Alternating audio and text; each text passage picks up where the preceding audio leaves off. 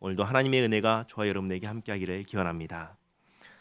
우리는 지금 요단 동편 모압 평지에서 모세가 이스라엘에게 전하는 말씀을 듣고 있습니다. 하나님께서 애굽에서 종살이하던 이스라엘을 왜 구원하셨습니까?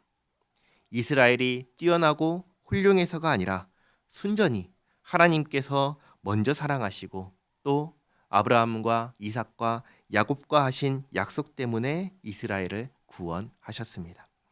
애굽에서 인도하여 내시고 시내 산에서 하나님의 백성이 되는 언약을 맺으시고 그리고 여기 요단 동편 모압 평지까지 오게 하셨습니다. 이제 약속의 땅을 눈앞에 두고 있습니다. 건너가서 차지하기만 하면 됩니다. 이 일을 앞에 두고 모세가 이스라엘에게 말합니다. 1절에 그런즉 내 하나님 여호와를 사랑하여 그가 주신 책무와 법도와 규례와 명령을 항상 지키라. 매일같이 지금 똑같은 메시지를 전하고 있습니다. 하나님을 사랑하라. 하나님께서 주신 법도와 규례와 명령을 항상 지키라. 2절에 너희의 자녀는 알지도 못하고 보지도 못하였으나 그러니 하나님의 역사를 직접 눈으로 보고 경험하는 것이 중요한 것이 아닙니다. 우리들도 그렇지만 애굽에서 나온 후 광야에서 태어난 세대는 그리고 또 그들의 후손들은 출애굽을 애굽에서 탈출하는 경험이 없습니다.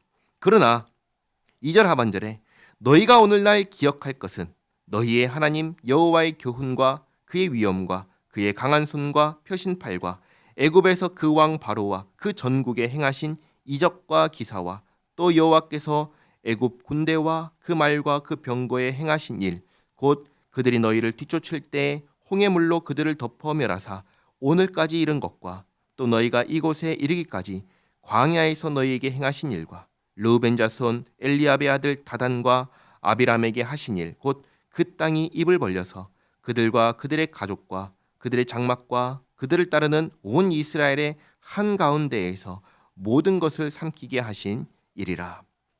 이 다단과 아비람에게 하신 일이 중요한 이유는 하나님께서 벌하실 때 부모가 잘못했다고 무조건 자녀도 같이 벌하시는 게 아니라는 것을 분명하게 알려주는 사건이기 때문입니다. 하나님께서 3, 4대까지 보응하신다는 이 말씀을 하시니까 자녀들이 억울하게 자기는 아무것도 잘못하지 않았는데 부모 때문에 벌 받는다라는 그런 식으로 생각하는 경우가 있는데 전혀 그렇지 않습니다. 전혀 그렇지 않다라는 것을 이 사건을 통해서 분명하게 알려주셨습니다. 우리 하나님은 행한 대로 갚으시는, 행한 대로 보응하시는, 당사자에게 갚으시는 공의의 하나님이십니다. 자, 그리고 7절에 너희가 여호와께서 행하신 이 모든 큰 일을 너희의 눈으로 보았느니라. 이제 이게 중요합니다. 이 모든 일을 못 본 자녀들, 다음 세대가 아니라 이 모든 일을 보고 경험한 너희에게 말씀하십니다. 8절에 그러므로 너희는 내가 오늘 너희에게 명하는 모든 명령을 지키라.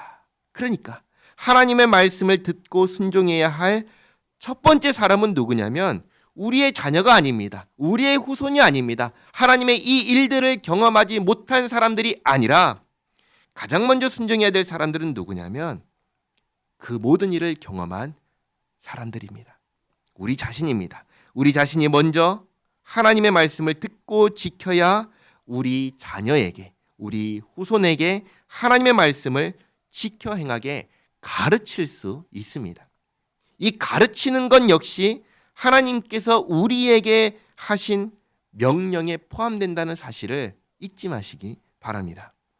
8절 하반절에 그리하면 너희가 강성할 것이요 너희가 건너가 차지할 땅에 들어가서 그것을 차지할 것이며 또 여호와께서 너희의 조상들에게 맹세하여 그들과 그들의 후손에게 주리라고 하신 땅 곧 젖과 꿀이 흐르는 땅에서 너희의 날이 장구하리라. 우리가 이 땅에서 잘 사는 비결 여기서 아주 분명하게 말씀하시죠. 하나님의 말씀을 지켜 행할 때 우리는 잘 살 수 있습니다. 하나님의 말씀을 지키지 않고 행하지 않을 때 우리는 결코 잘 살 수 없습니다. 10절에 내가 들어가 차지하려 하는 땅은 내가 나온 애굽 땅과 같지 아니하니 거기에서는 너희가 파종한 후에 발로 물 대기를 채소밭에 댐과 같이 하였거니와 너희가 건너와서 차지할 땅은 산과 골짜기가 있어서 하늘에서 내리는 비를 흡수하는 땅이요 내 하나님 여호와께서 돌보아 주시는 땅이라. 연초부터 연말까지 내 하나님 여호와의 눈이 항상 그 위에 있느니라. 이제 들어갈 약속의 땅은 항상 하나님께서 돌보시는 땅입니다. 13절에 내가 오늘 너희에게 명하는 내 명령을 너희가 만일 청종하고 너희 하나님 여호와를 사랑하여 마음을 다하고 뜻을 다하여 섬기면, 분명하게 말씀하시죠. 너희가 하나님의 명령을 지켜 행하면. 14절 여호와께서 너희의 땅에 이른 비 늦은 비를 적당한 때에 내리시리니 너희가 곡식과 포도주와 기름을 얻을 것이요 또 가축을 위하여 들에 풀이 나게 하시리니 내가 먹고 배부를 것이라.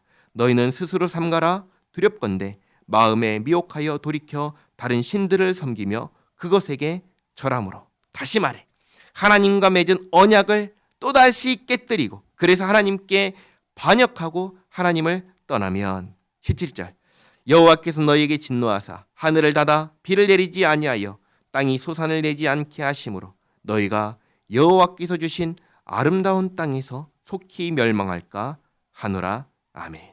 하나님과 맺은 언약을 깬 결과입니다. 이미 시내산에서 한번 깼습니다. 언약은 피로 맺은 것입니다. 피로 맺었다는 것은 생명을 걸었다는 것입니다. 그러니까 언약을 깬 쪽은 그러므로 생명을 내놓아야 합니다. 그게 뭔가요? 죽음인 것이죠. 그런데 모세가 하나님 앞에 자기 목숨을 걸고 엎드렸습니다. 그리고 간구했습니다. 하나님께서 은혜를 베푸셨습니다. 그래서 살았죠. 그러나 이 은혜를 잊고 또다시 언약을 깬다면 어떻게 될까요? 멸망밖에 없는 것입니다. 모세는 이 긴장 속에 있습니다. 자기는 약속의 땅에 들어가지 못합니다. 이스라엘은 들어갈 겁니다. 가서 하나님과 맺은 언약을 깨면 망한다는 것을 누구보다도 잘 아는 사람이 모세입니다. 그래서 당부하고 또 당부합니다. 하나님과 맺은 언약을 지켜라. 하나님의 말씀을 지켜라. 그러면 산다. 그러면 잘 산다. 그러면 행복하다. 그러나 그러지 않으면 망한다. 그런데 이 말씀 어디서 많이 본 것 같은 느낌이 들지 않습니까? 동산에서 아담에게 하신 하나님의 말씀과 같지 않습니까? 선악을 알게 하는 나무의 열매를 먹지 말아라. 먹는 날에는 반드시 죽으리라. 이 말씀이 그때부터 지금까지 계속해서 울려 퍼지고 있는 것입니다. 똑같은 말씀을 하시는 것입니다. 하나님의 말씀에 순종할 때 우리는 삽니다. 잘 삽니다. 그러나 하나님 말씀에 불순종할 때 우리는 망합니다. 이것을 잊지 마시기 바랍니다. 기도하겠습니다.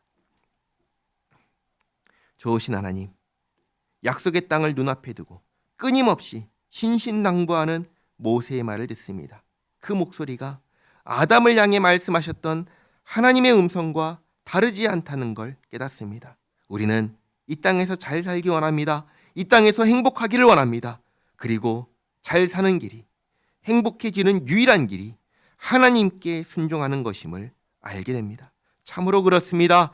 하나님께 순종하는 것 외에는 살 길이 없습니다. 그러니 우리가 하나님께서 주신 책무와 법도와 규례와 명령을 항상 지켜 행하며 또 하나님께서 우리에게 베푸신 그 구원의 역사를 항상 기억하며 살게 하옵소서. 좌로나 우로나 치우치지 않게 주님 붙잡아 주시옵소서. 예수님의 이름으로 기도하옵나이다. 아멘.